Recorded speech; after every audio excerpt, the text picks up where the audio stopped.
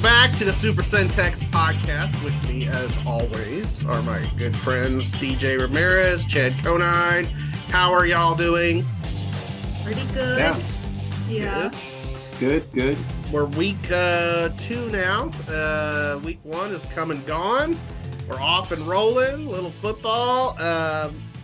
So, guys, some games turned out probably exactly like we expected. Others were a bit more eye-opening, I would say, in week 1. Whether it was a surprise or not, who impressed you the most in week 1? Well, even though they lost the game, I thought Robinson did pretty well, especially on defense. And, obviously they got things to work out on the offensive side and just conditioning wise, but I thought they did pretty well. Their special teams was insane. Like, I feel like we don't put as much attention on special teams as we sometimes should. And I think their punter was like driving those balls. Like, yeah, to have a good high school football punter is a rare commodity, honestly. And if you have a good one, that can make a big difference. Now, the punter is the hardest position in sports to get excited about, It is, but it's like, hey, we didn't get a first down, but we got a great punter.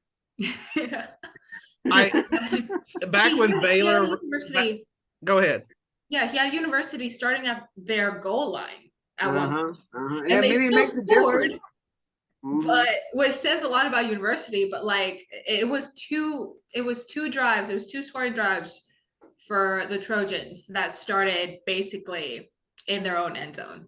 And I was just like thinking about my first season covering football full time over at Baylor. Noah Rauschenberg, basically, it was like this meme of like, there's another touchback by Noah Rauschenberg, and I was like, this kid is giving me some Noah Rauschenberg vibes. So Nice. Special teams can, like I said, it can change the game. Chad, what do you say? I thought Chilton's 34-0 shutout of Bosqueville was a little bit of an eye opener. The Pirates have been back to their old school selves for a little while now, and it's kind of fun. I like when they're good for some reason. Now, and let me ask y'all a question. I mean, so you've got Itasca playing a makeup, it was basically a scrimmage because they took the win from the forfeit over Marlin, right? Right. But so they go play Connally's JV. So they're going up, they're 2A D1, and they're going up 2 classifications to play a JV team. Right. And Connally played 2 JV games that night. And so I think they kind of split their roster up to get everybody playing time. Yeah, they have 2 different JV teams because they don't have a freshman team. Yeah, okay, so that's it. Yeah. But I mean, Itasca kind of whipped their butts for the first and second quarters. I mean, they scored on their first 4 possessions, and Connally didn't score until right at the end of the first half.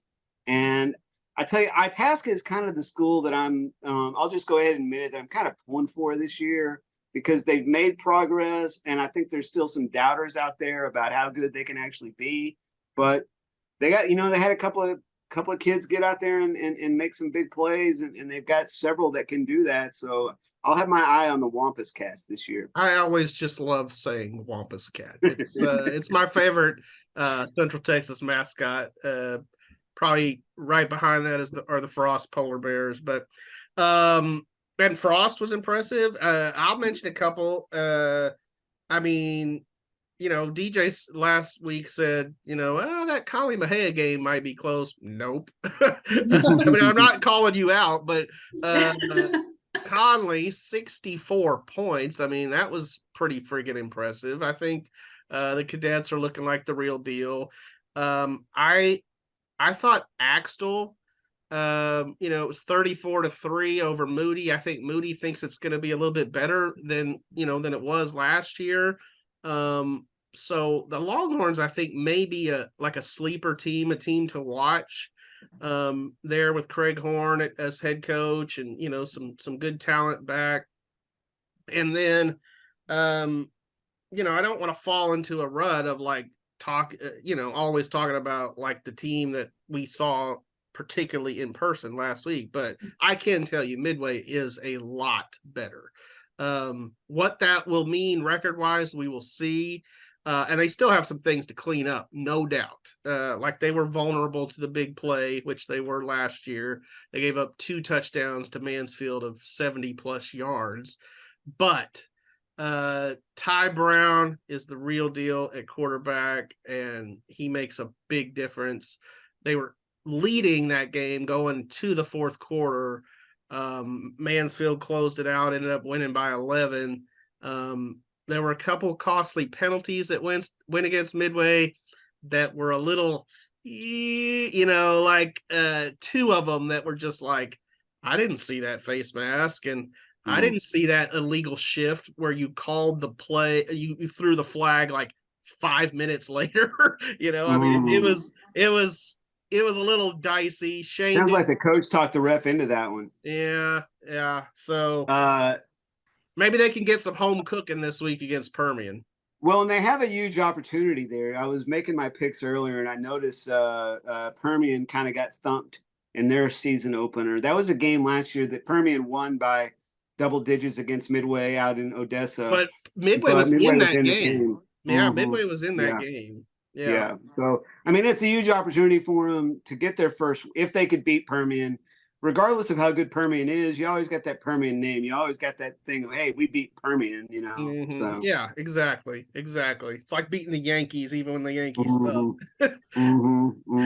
It's always fun to do. I'm so upset because the Yankees are playing in Houston on my birthday, but I'm going to be in Plano for my brother's soccer tournament. So there's no way I'm going to drive 5 hours down I-45 to go watch that baseball. I mean, that's a strong commitment to your brother's soccer tournament. There you go. What a good sister she is.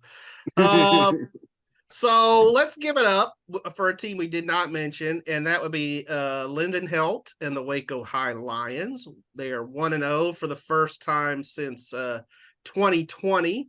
Won a clutch game against Fort Worth Southwest last week. We know that Waco High has experienced some hard times in recent years. They haven't been to the playoffs since 2017. Take playoffs off maybe don't take it off the table, but even beyond the playoffs, what to you guys would represent progress for Waco High this season?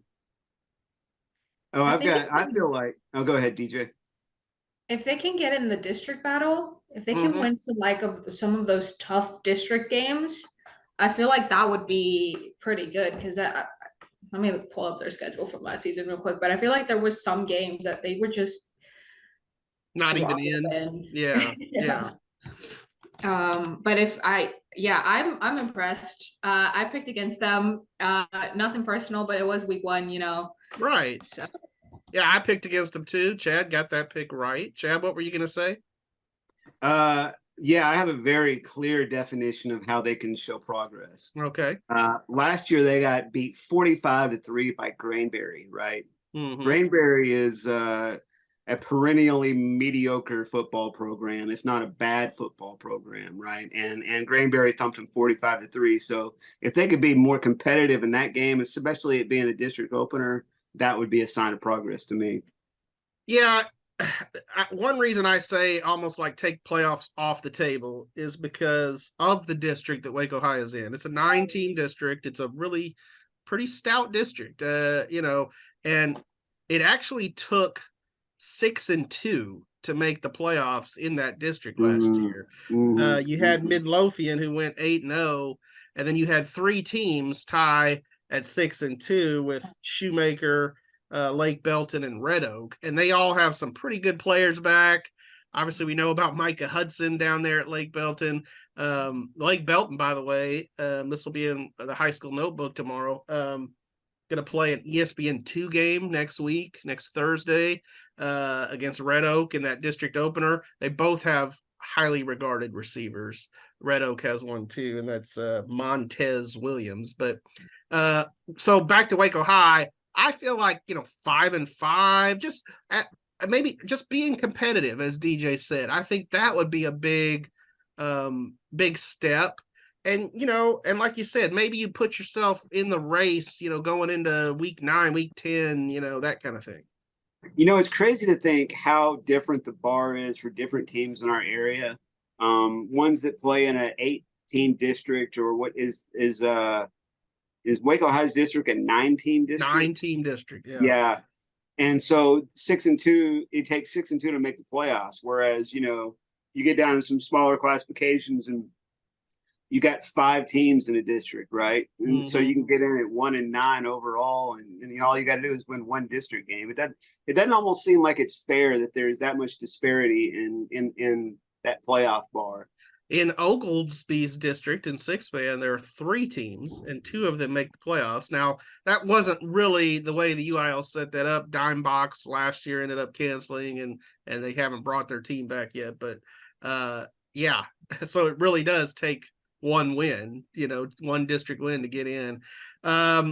So yeah, we'll see how the Lions do, but it's good to see them on the upswing, I think. So just as far as this week's games on the docket, there are some really good ones, including a very rare number 1 versus number 1 matchup. That would be number 1 4A Division 1 China Spring against number 1 5A Division 1 Melissa. Man, you better get a really good sports writer to go cover that one. Nice. Yeah, DJ passed on that one, so that opened the door for you. She's going to see the red black bowl, as you called it, I think. The Cougars won last year's game between Melissa, 42-41. So, do you guys think we're in for kind of a similar thriller this time around? For sure. Really? Yeah. Sure. Yeah. I remember. Go ahead. Yeah, I remember last year covering the China Spring Lorena game and kind of going into that one thinking, well, China Spring's pretty good, but I don't think they're ready to go up to Melissa and handle them. And they sure enough did. So that's when I made my picks a little bit earlier. I kept that in mind and I went with China Spring again. Yeah, it's going to be tough. Especially China Spring having so many young guys, but they proved last week that even though they were young, they could, pull through and make plays. And, defensively, I think, talking to Coach Beatty yesterday, he was really impressed just about how the young defense was able to, stick through the whole game. And, yeah, it'll be tough just because Melissa, I feel like, is bringing back some guys that are a little bit bigger, a little bit more experienced, but Cougars can pull through, and they're playing at home instead of at Melissa's fancy new stadium. So that home field advantage is going to be, pretty big. It's going to be standing room only. Yeah, it should be a great atmosphere. I'm going to be the contrarian. I'm going to say Melissa has a chance to not just win, but maybe even roll in this game. They thumped Argyle last week. China Spring. So Chad, pissed off China Spring fans last week on the podcast. I guess this is my turn. So if you have hate mail for me, China Spring fans, send it to csconine@gmail.com. And I'll be sure to read all those emails. No, can China Spring win? Can they make it a game? Absolutely. I'm not taking that away from them. I just think that Melissa this year might be on another level. We'll see. So what other games this week? Because I feel like we again have some good ones. What other games have y'all's interest, your attention? Well, obviously I'm going to see that West Lorena game. The ever exciting la-vega Connally rivalry game this week, and the only reason I didn't go is because I went last year, and it was great, it was fun. But yeah, I just thought I'd give someone else a chance to go take that one on. Yeah. I like Whitney at Hillsborough. I think those are two like really tough defenses that are going to go up against each other, and it's going to be a close one, I think. I like that pick. I think Hillsboro's defense showed something in the game against McGregor. Of course, we know Whitney has the reigning super-centex defensive player of the year in David Haynes the third. We need to just we just need to go ahead and say DH3. That's what we're going to call him, DH3. They call him Trey. Trey. Yeah, Trey. That makes sense. And then Hillsboro has the reigning defensive newcomer, and Ezra Emery, tackle leader last season. So yeah, it'll be a good one. Yeah. Chad, what do you say? Yeah, I mean, this week has some really top end muscle. That West Lorena game is enticing. I can see why DJ picked it. Connally la-vega was hard to pick. I went with Connally. I think it might kind of be their year this year. I think they have, and of course Jelani McDonald, their quarterback from last year, has moved on, but I think they've got a really promising young quarterback. I can't call his name off the top of my head right now, but I think in a few weeks I'm not going to have any problem remembering his name. Yeah, DJ Jamarian Vincent. Yeah, let's say it again. Jamarian Vincent. Yeah. So go ahead. Yeah. Good week. Let's not overlook Crawford Centerville is a good game. Yeah, that is. I'm with DJ on la-vega Connally. I think it's always a fun rivalry in every sport. I think basketball is probably where it shines maybe the most because they're always both really, really good in basketball. But football's it's pretty good too. That one will be fun. I'm dusting off a former Tribber to cover that one in Jason Hortz. So that's fun. Yeah, I'm interested to see that Permian Midway game. They'll both be hungry for a win after losing last week. Yeah, I think there's some good ones out there. So Marlin is another one. We had Marlin will play, this week. Extracurricular activities have been reinstated, so it'll be interesting. That's good. That's real good. I had heard whisper. Well, I'm not even gonna get into it, but I'm glad they're playing. Yeah, absolutely. All right, so I briefly referenced this last week, but one of the questions we asked the players was which actor or actress would play their head coach in a movie about the team. And there was some really good answers. I mentioned how Coach Woodard out at West was like, Will Ferrell, come on. But some were like dead on. I thought Jamie Foxx was pretty good for Karen Johnson. I liked Michael Chiklis for Shane Anderson at Midway. They both kind of have that gruff, bald look, But so my question to you guys is, when we make super-centex podcast, the movie, which actor do you want playing your role? And, there's only one correct answer for me. All right. It's Mr. Peter Dinklage. I've been stopped at airports, hotels, whatever. I love that you own it. Yeah, no, with this guy at this hotel, he was like, "Hey, do you watch Game of Thrones?" I was like, "Yeah." He's like, you know that actor Peter?" And I was like, "Peter Dinklage." And he was like, "Yeah."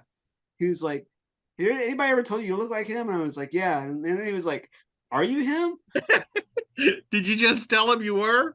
I said, "No, I'm not. I don't want to get into it." But yeah, it baffles me, but yeah, sure, whatever. He's a good-looking guy.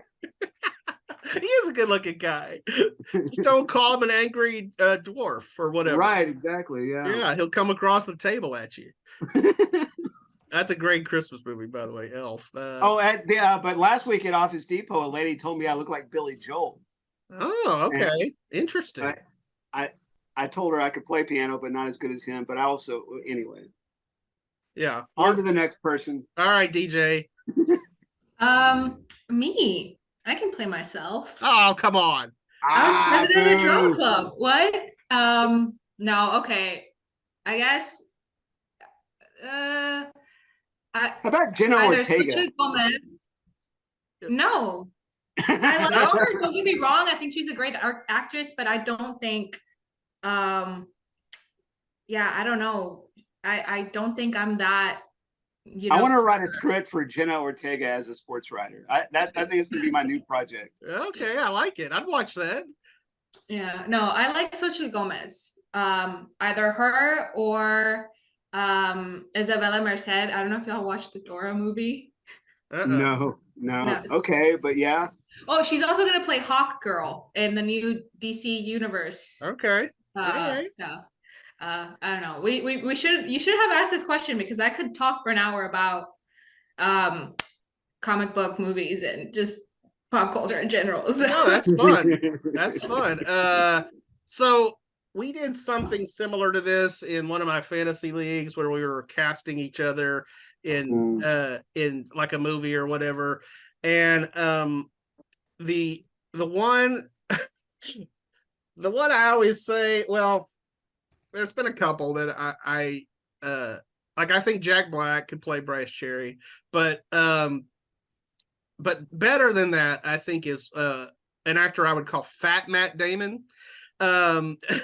When he has I was to, just thinking that too. I mean, when he has to gain weight for a role, like Matt Damon in Air. So or The Informant.